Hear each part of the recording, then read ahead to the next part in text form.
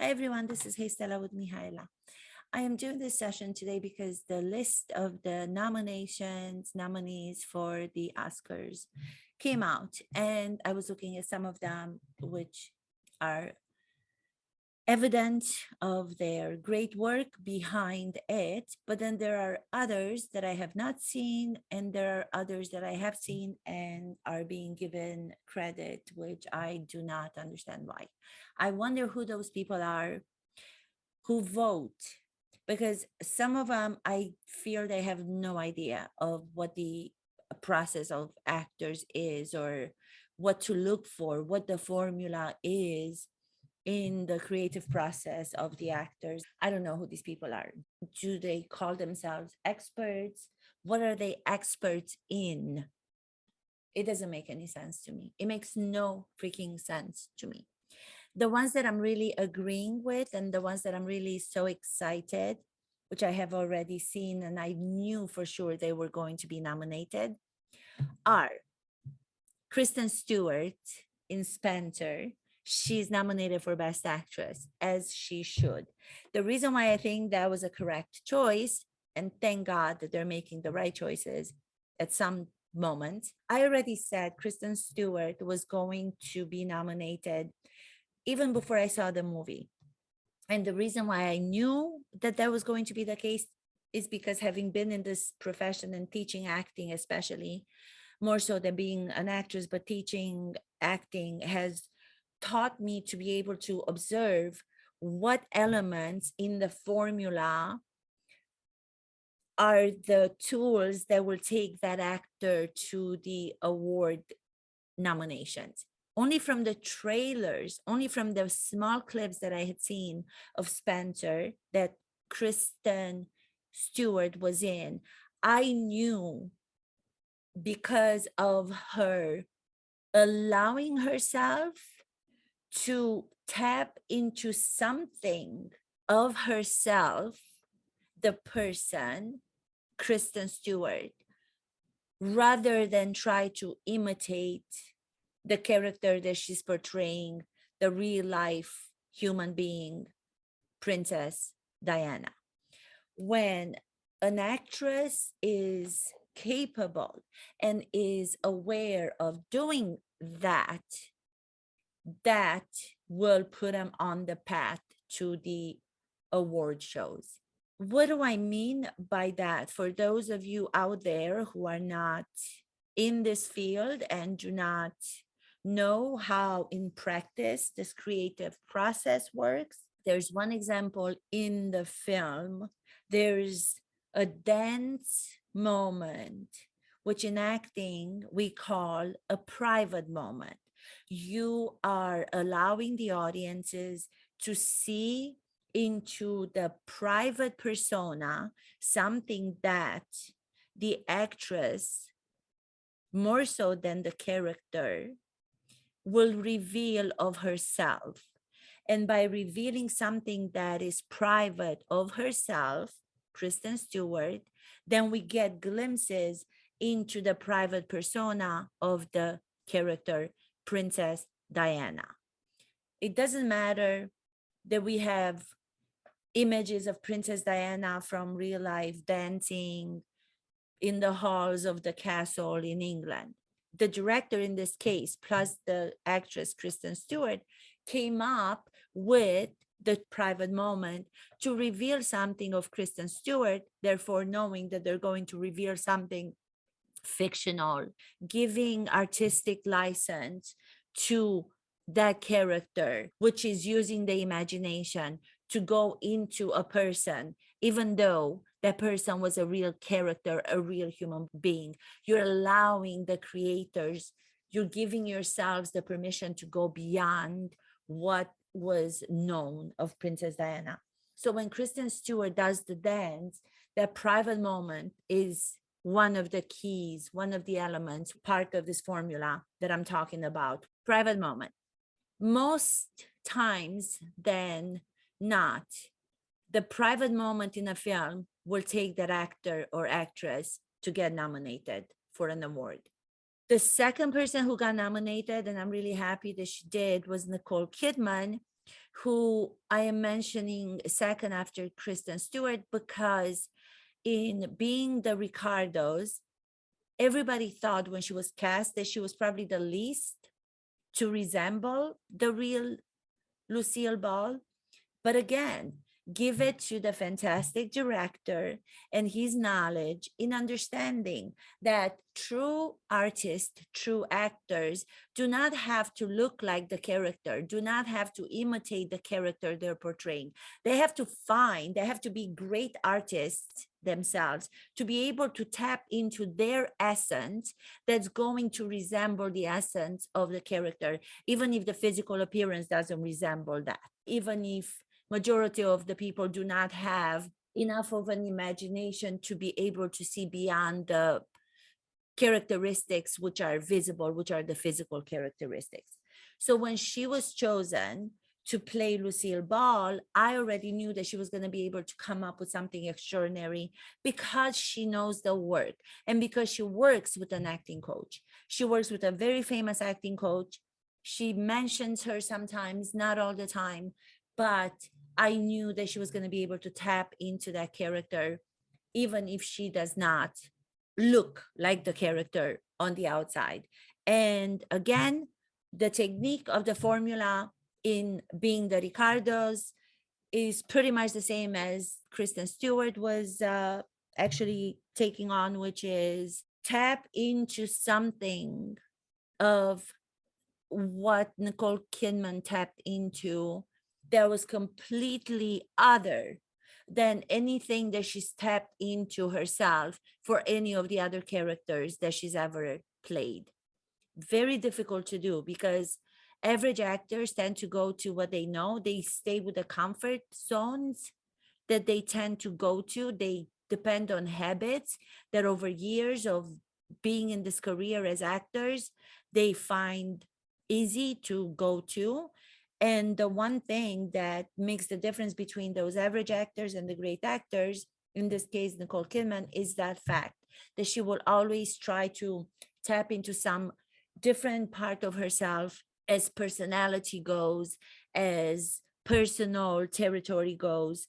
So she reveals a new side of herself in the character in Being the Ricardos, tapping into something that you have not tapped into for the other characters will attract the audience because it will be something that will surprise you as the audience, but it's only because she surprised herself as the actress. She knows how to do the work.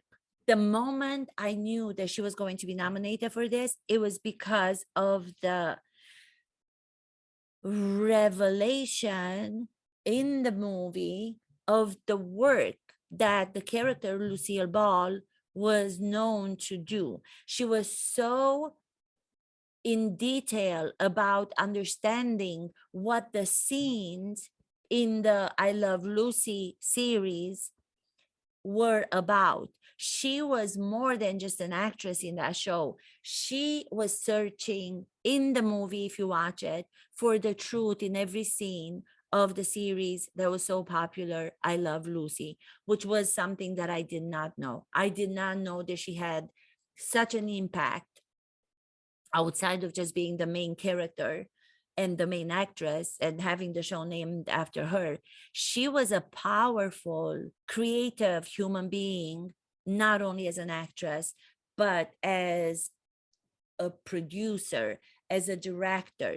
She would not let moment to moment beats from the scenes to go without having them be justified. The second tool in this formula that will get you to the award shows is justify everything that happens in front of the camera. If you do not have a justification for it, for each moment, for each beat, the show is going to be horrible.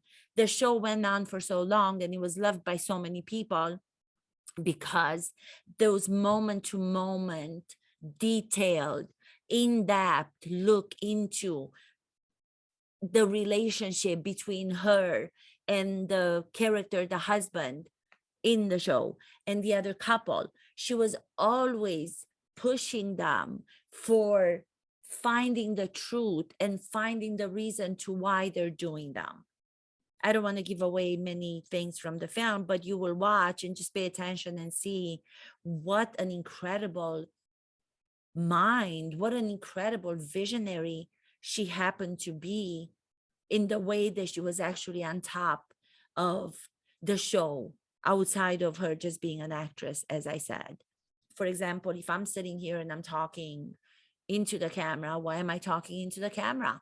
Why am I talking to you right now in the way that I'm talking to you right now? Because I want to deliver something that's probably going to, I don't know, give something to someone that's going to listen. So I'm doing it for the reason of wanting to make somebody understand a little bit more this creative process that not a lot of people tend to talk about, or they do, but they talk about it in a way that's superficial, and they don't go into the details of these techniques that I'm actually describing to you. Private moment, Kristen Stewart, justification, explanation of what goes on behind the show, searching for the truth in every beat of the scene, which is what Nicole Kidman does in her work, because Lucille Ball did it in her work. Bravo to those two. The third one, going to the man category for Best Actor, is Denzel Washington in The Tragedy of Macbeth. And I am so glad that he did. I am so glad that he did get recognized for the work, because what he was able to bring to that role, and I don't think that Frances McDormand, she wasn't nominated, and I knew that she wasn't going to be nominated. I don't think she was nominated.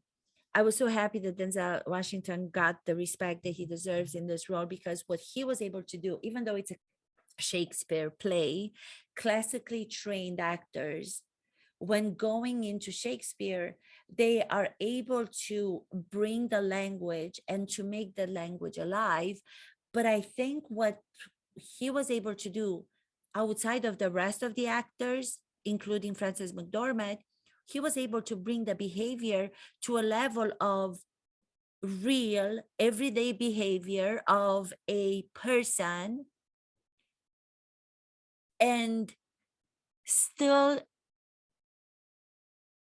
speaking the language of Shakespeare and paying the respect that the language of Shakespeare needs. He was allowing himself to be a human being, bringing himself, the actor, up to the character, to the power and to the greediness and to the ugliness of this character, in a way that we all felt for him. His behavior was so filled, and it was so complex and so detailed, and was still able to give the reverence that the language of Shakespeare needs. Very difficult to do. I thought what Frances McDormand was lacking was that original, real human comportment that she has in other films that she portrayed before. I felt that the language was giving her this superficiality that she wasn't able to get away from, or she wasn't able to put into the realness of who the character was, because she wasn't allowing herself to be real. She was a little bit on the surface of this role because of the language, because the language is not casual, everyday language that people communicate in, where Denzel Washington was able to feel it that he made it seem like it's everyday language, because he allowed his behavior to be what was leading him, and the words came when that behavior was not sufficient and there needed more tools to be at his disposal, and the tool of the language was the last that he went to. Where the other characters, I felt that they spoke first and then the behavior was trying to come after. but it stayed at a level of Shakespeare characters, theatricality, which we see so many times done by average actors. But Denzel Washington is not an average actor. He is an extraordinary actor, and he was perfect, perfect in that role. So bravo, Denzel Washington. Yes. Okay, so there's Denzel Washington. His formula for him going to the red carpet on the red carpet is real behavior, even when the poetry of the language might take you in a direction that can keep you superficial. He's able to create the realness of the human being, therefore giving this beautiful poetic language a casual, everyday, understood word. Jessica Chastain in The Eyes of Tammy Faye, which is based on a real character again. The same as I'm talking about them now, I'm just realizing that the ones that I talked about, Nicole Kidman based on a real character, Spencer based on a real character by Kristen Stewart, and now Jessica Chastain, The Eyes of Tammy Faye, which is based again on a real human being. She was the wife of this very known preacher. They were the first to be the preachers who became known outside of their church, and it was the first time that the church took over the TV and they were becoming rich and famous.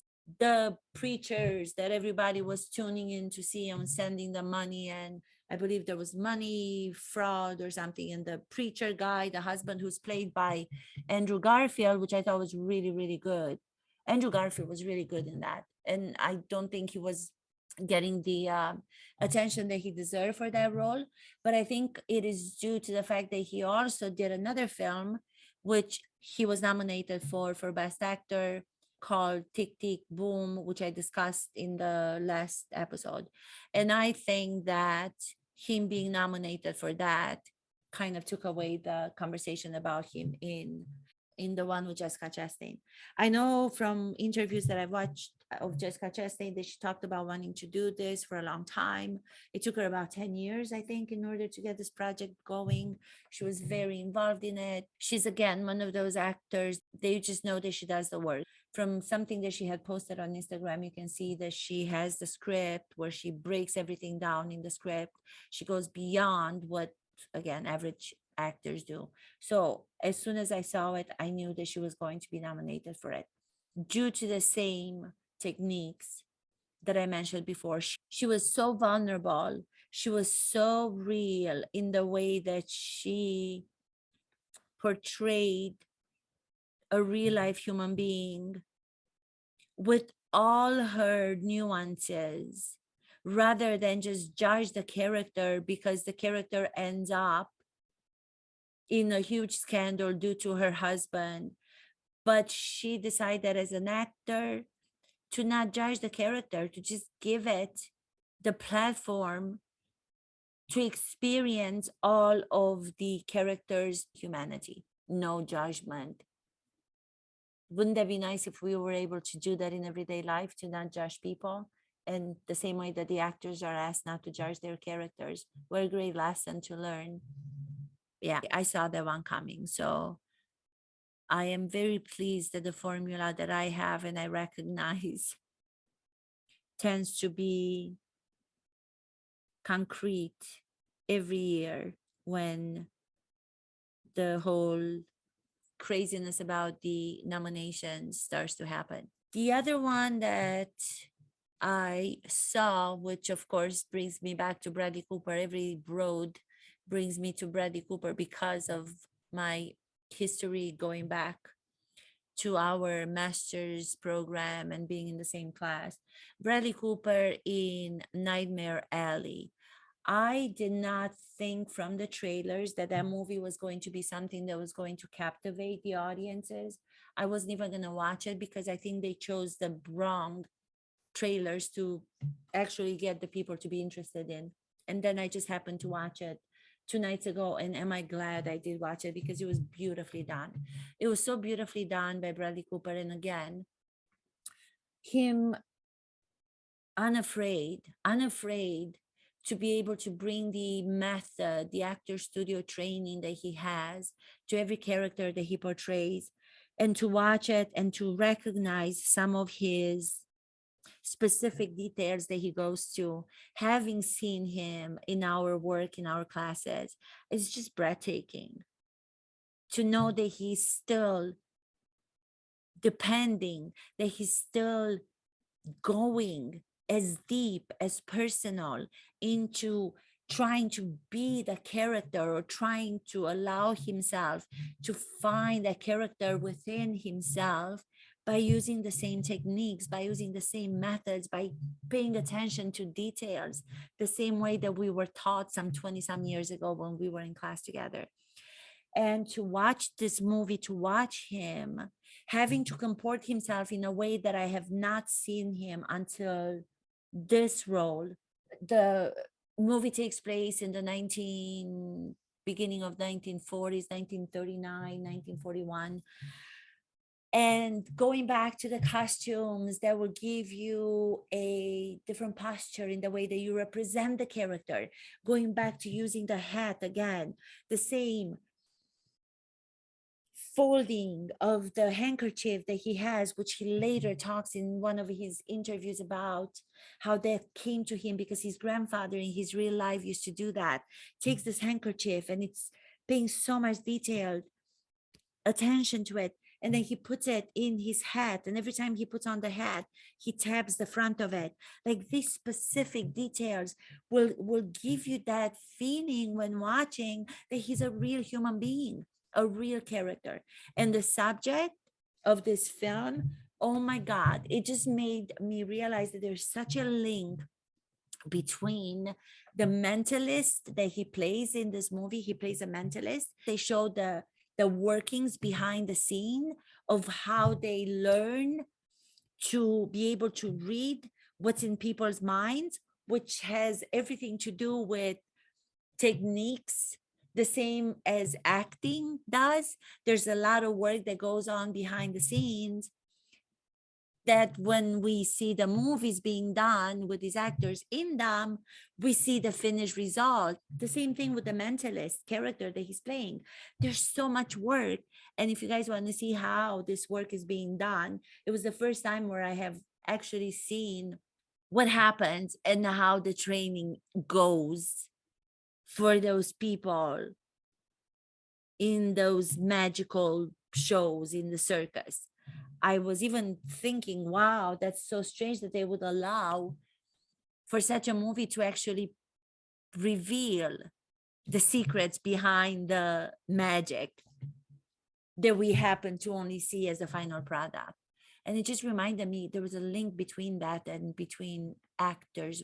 In so many ways, there was such a link between the two of them, which was so fascinating to me. I don't know if anybody saw the link between the two, between the work behind the scenes of the mentalist, the same as the work behind the great actors and the techniques and the formula that I spoke of.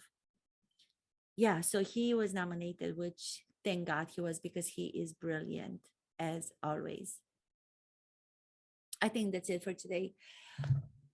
Thank you so much for listening. This is Hey Stella with Mihaela. Thanks, guys.